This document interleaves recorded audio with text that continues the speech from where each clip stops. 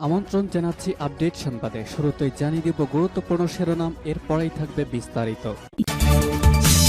চীন সীমান্তে উত্তর কোরিয়ার গোপন ক্ষেপণাস্ত্র ঘাঁটি। এদিকে গাজায় ইসরায়েলের হামলায় 50 জন নিহত।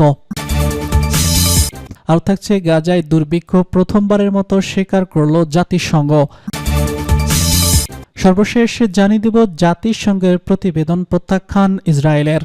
শুনছিলেন সংবাদ শিরোনাম, এখন বিস্তারিত। তার আগে অনুরোধ থাকবে ভিডিওতে একটি লাইক দিন এবং কমেন্টস করে জানিয়ে দিন কোন জেলা থেকে বা কোথা থেকে আমাদের সঙ্গে যুক্ত রয়েছেন। চীন সীমান্তে উত্তর কোরিয়ার গোপন ক্ষেপণাস্ত্র ঘাঁটি। 10 বছর ধরে চীন সীমান্তে গোপন ক্ষেপণাস্ত্র ঘাঁটি বানিয়েছে উত্তর কোরিয়া। নির্মাণ শুরু 21 বছর পর যা ধরতে পেরেছে পশ্চিমারা। বলা হচ্ছে ঘাঁটিটিতে থাকা অত্যন্ত 9টি পারমাণবিক ক্ষেপণাস্ত্র চিন্তার কারণ হয়ে দাঁড়াতে পারে যুক্তরাষ্ট্রের জন্য। সাম্প্রতিক ওয়াশিংটন ভিত্তিক think tank centre for strategic and international studies এর প্রকাশিত এক নতুন প্রতিবেদনে উঠে এসেছে এই তথ্য। মূলত চীন সীমান্ত থেকে মাত্র 27 কিলোমিটার দূরের দূরত্ব এই ক্ষেপণাস্ত্র ঘাঁটির অবস্থান। সরু পাহাড়ি উপত্যকার মাঝেই চলছে সামরিক কর্মযজ্ঞ। 2004 সালে দুর্গম অঞ্চলটিতে মিসাইল ঘাঁটি বানানো শুরু করেছে পিয়ংইয়ং, যার কাজ শেষ হয় 2014 সালে। বর্তমানে উত্তর কোরিয়ার সবচেয়ে সক্রিয় ঘাঁটিগুলোর একটি সিংপুং ডং মিসাইল বেজ। দুদিন আগেও যা অজানা ছিল বিশ্ববাসীর কাছে, কারণ কাজের 2 দশক পর ঘাঁটির অস্তিত্ব প্রকাশ্যে আনল ওয়াশিংটন ভিত্তিক গবেষণা সংস্থা সেন্টার ফর স্ট্র্যাটেজিক এবং ইন্টারন্যাশনাল স্টাডিজ। বিশেষ প্রতিবেদনে জানায় যুক্তরাষ্ট্রের জন্য নতুন চিন্তার কারণ হয়ে দাঁড়াতে সামরিক স্থাপনটি, কেননা এর অবস্থানে একদম চীনা ঘেঁষে। সেখানে হামলা চালাতে গেলে ক্ষতিও হতে পারে চীনারও। সিউল বিশ্ববিদ্যালয়ের অধ্যাপক লিভ একি স্কিন বলেছেন, চীনের এত কাছে ঘাঁটি তৈরি করে উত্তর কোরিয়া হয়তো বেইজিংয়ের সম্ভাব্য প্রতিক্রিয়া নিয়ে রাজনৈতিক ঝুঁকি এবং অনিশ্চয়তাকে কাজে লাগাতে চাইবে। এর মাধ্যমে তারা যে কোনো হামলা ঠেকানোর কৌশলও গ্রহণ করতে পারে। 22 বর্গ কিলোমিটারের মিসাইল ঘাঁটিটি নিউ ইয়র্কের জন ফোর্ড ডিসি এয়ারপোর্টের থেকে বড়।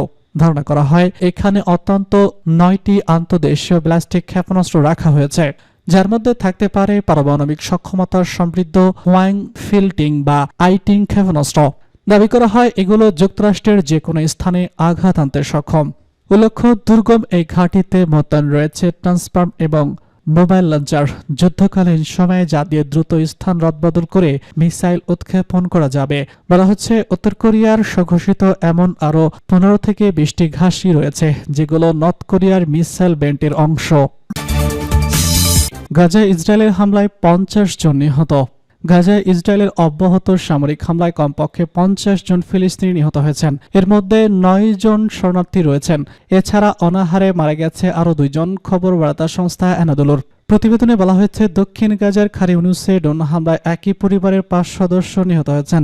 মধ্য গাজায় সালা আল দিনটিডি একটি ত্রাণ বিতরণ কেন্দ্রের কাছে অপরোক্ষ বেসামরিক নাগরিকদের লক্ষ্য করে গুলি চালায় ইসরায়েলি বাহিনী। এতে আরও 5 জন নিহত হন। মধ্য গাজায় বেনিয়ামিন কোডের কাছে সাহায্যের জন্য অপেক্ষারত আরও 3 জন নিহত হন। গাজা শহরের আলতোফা এলাকায় ড্রোন হামলায় 2 ফিলিস্তিনি নিহত এবং বেশ কয়েকজন গুরুতর আহত হয়েছেন। গাজার সিটিল সাবরার ড্রোন হামলায় 4 জন নিহত হয়েছেন। একই এলাকায় আরও বাড়িতে হামলায় ফিলিস্তিনি প্রাণ হারিয়েছে শিশু সহ 8 জন। পাশাপাশি গাজা সিটির উত্তর পশ্চিম অঞ্চলে আল শান্তি এলাকায় এক বাড়িতে পৃথক হামলায় 4 জন নিহত হয়েছেন। শেখ রেদওয়ানা অ্যান্টি অ্যাপার্টমেন্টের হামলায় 1 জন নিহত এবং বেশ কয়েকজন আহত হয়েছেন।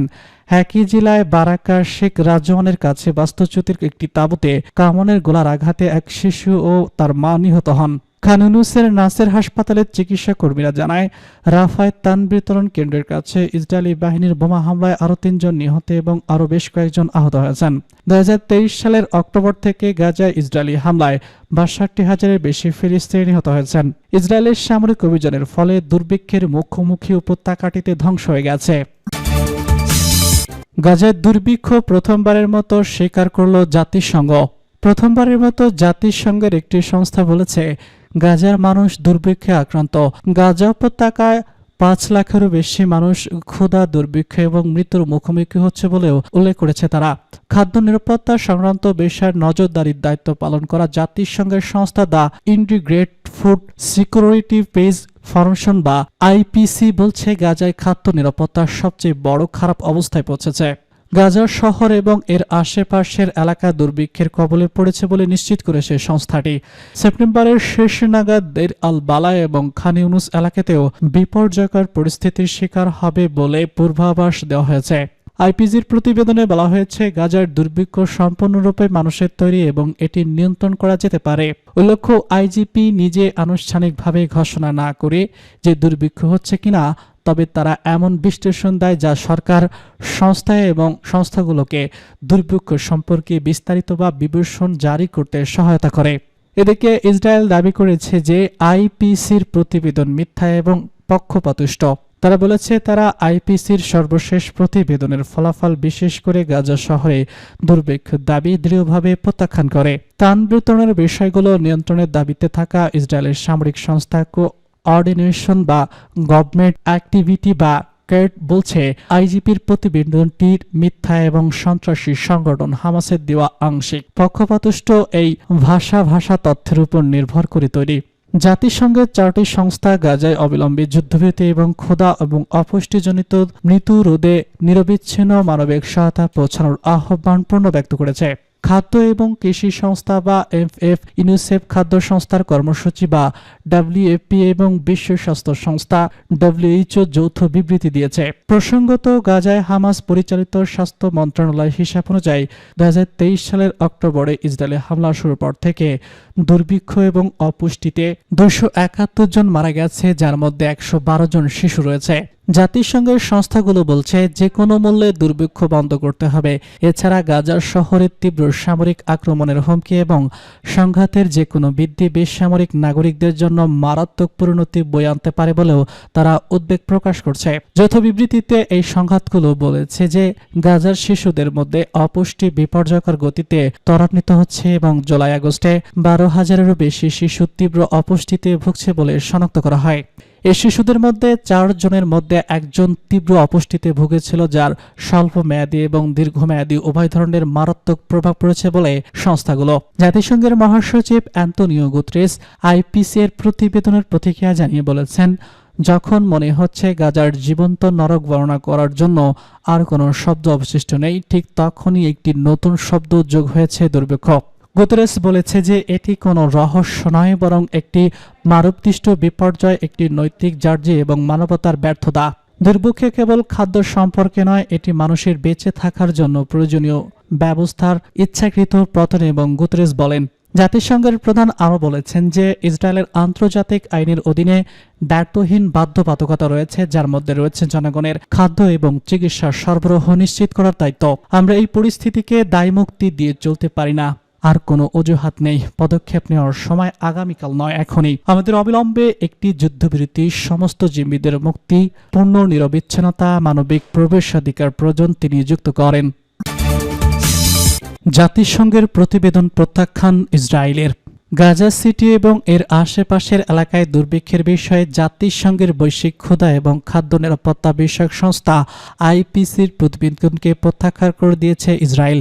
দেশটির পররাষ্ট্র মন্ত্রণালয়ের দাবি, গাজায় কোনো দুর্ভিক্ষ হয়নি এবং আইপিসির প্রতিবেদন হামাসের দেওয়া মিথ্যা তথ্যের উপর ভিত্তি করে তৈরি করা হয়েছে। ইসরায়েলের পররাষ্ট্র মন্ত্রণালয় এক বিবৃতিতে আইপিসির প্রতিবেদনের নিন্দা জানিয়ে বলেছে, গাজায় কোনো দুর্ভিক্ষ নেই। কাসেমি স্বার্থান্বেষী সংস্থাগুলোর মাধ্যমে হামাসের মিথ্যাচারের উপর ভিত্তি করে প্রতিবেদন তৈরি। তেল আবিবের অভিযোগ, আইপিসির মূল্যায়ন পক্ষপাতদুষ্ট এবং একতরফা। জাতিসংঘের গাজায় দুর্ভিক্ষের ত্রাণ সরবরাহে ইসরায়েলের পরিকল্পিত বাধাকে দায়ী করেছে। জাতিসংঘের ত্রাণ বিষয়ক প্রধান বলেছেন, গাজায় দুর্ভিক্ষ আমাদের সকলকে তাড়িয়ে বেড়ায়। জাতিসংঘকে খাদ্য সরবরাহে যদি নিয়মিতভাবে বাধা না দেওয়া হতো, তবে তা সম্পূর্ণরূপে প্রতিরোধ করা যেত।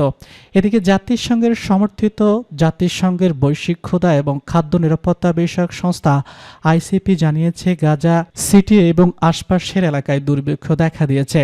আইসিপি খাদ্য সংকটের সর্বোচ্চ ধাপ অর্থাৎ 5ম ধাপে গাজা সিটিকে অন্তর্ভুক্ত করেছে। এর মানে হলো স্থায়ী লোকজন বর্তমানে চরম অনাহার ও দারিদ্র্যের মধ্যে রয়েছেন, এমনকি খাওয়ার মতো কিছু পাচ্ছেন না। প্রতিবেদনে বলা হয়েছে, যুদ্ধ শুরু হওয়ার পর থেকে 19 লাখ মানুষ অর্থাৎ জনসংখ্যার 90% একাধিকবার বাস্তুচ্যুত হয়েছে, যার ফলে বেশিরভাগ পরিবার অনিরাপদ জরাজীর্ণ পরিবেশে বসবাস করেছে এবং অন্যরা খোলা আকাশের নিচে ঘুমাচ্ছে।